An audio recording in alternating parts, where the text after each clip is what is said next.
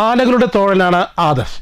കൊൻപന്മാരെ കാണാനും ചങ്കാത്തം കൂട്ടാനും ഏറെ ഇഷ്ടപ്പെടുന്ന ബാല്യം. പറയൂർ പാലിയത്തുരത്ത് സ്വദേശിയായ ഈ 7ാം ക്ലാസ്സുകാരന് പരിചയമില്ലാത്ത കരിവീരന്മാരില്ല. കേരളത്തിലെ ഒട്ടുമിക്ക ആനകളുടെയും പേര് ആദർശിന് മനപ്പാടമാണ്. 3ാം ക്ലാസ്സിൽ പഠിക്കുമ്പോഴാണ് ആദർശിൻ്റെ മനസ്സിൽ ആനക്കമ്പം എങ്ങനെയോ വേരുപിടിക്കുന്നത്. അന്നു മുതൽ ഇങ്ങോട്ട് ഉത്സവപ്പറമ്പുകളിലെ സ്ഥിരം കാണിയാണ് ഈ 12 വയസ്സുകാരൻ. തൃശ്ശൂർ പൂരം ഉൾപ്പെടെ കേരളത്തിലെ പ്രധാന ഉത്സവങ്ങളെല്ലാം ആദർശ് ഇതിനകം കണ്ടു കഴിഞ്ഞു.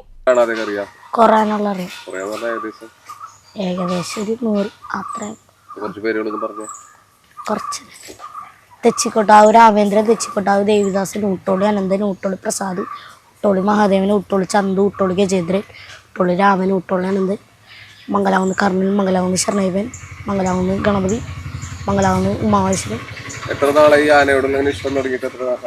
ഞാൻ 3ാം ക്ലാസ്സിൽ പഠിക്കുമ്പോൾ ഏറ്റവും ആദ്യം ആനയായിട്ട് കമ്പനിയാണ്. അന്ന് ഞാൻ ഊട്ടോളി രാമൻ എന്ന് പറഞ്ഞ ആനയായിട്ടാണ് ആദ്യം പോയത് കണ്ടത്.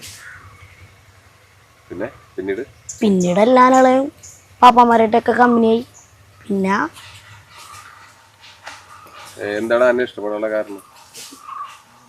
എൻ്റെ പണ്ടേ തൊട്ടുള്ള ആഗ്രഹം ആനയെ ഭയങ്കര ഇഷ്ടമാണ്.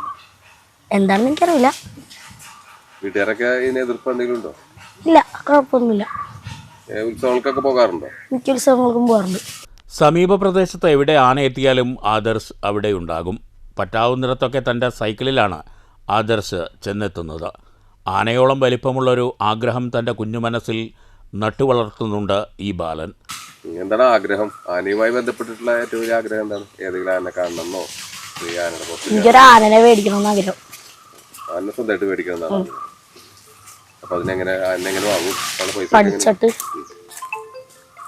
പഠിച്ച് ജോലി മേടിച്ചിട്ട് ആന മേടിക്കണം. വലുതാകുമ്പോൾ ഒരാനയെ സ്വന്തമാക്കണം.